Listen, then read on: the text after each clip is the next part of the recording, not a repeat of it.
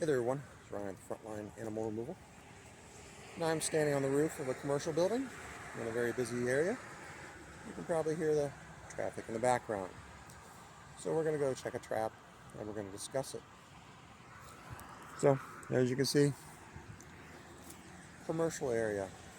Some trees in the distance, but not a lot of natural habitat around here. The raccoons, they specialize in urban areas. That sounds funny because it is a wild animal, but many wild animals thrive in the human urban environment.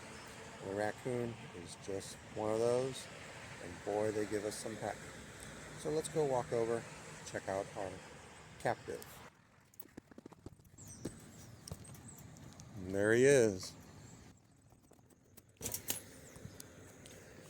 So, good sized raccoon, caught way up here, and he's pretty aggressive.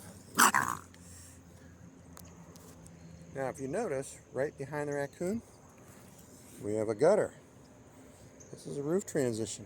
That's where this raccoon is entering. You might be wondering, how the heck did he find this place? Well, if you go up this roof here, we'll do that.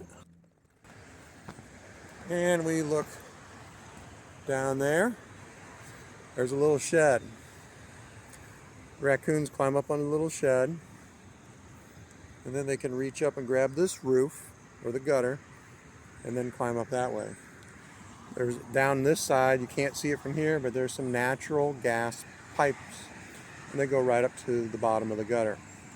So they're primarily climbing up this area here.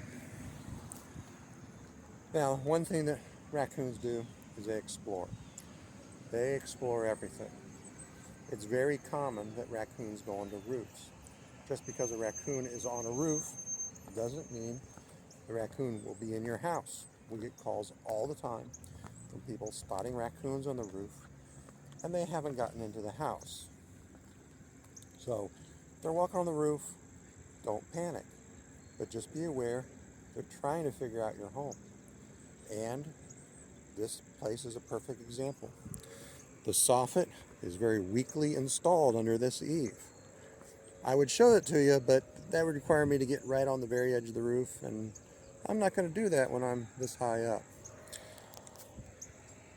But the soffit is very weakly installed here.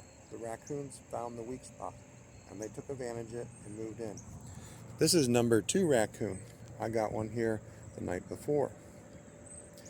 And they're not just exploring this area of the roof.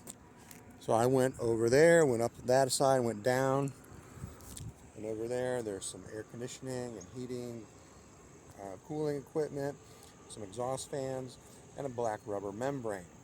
The great thing about black rubber membranes on roofs is anything that walks on it leaves a footprint, and it is completely covered in raccoon paw prints. So they've been exploring this place for a while.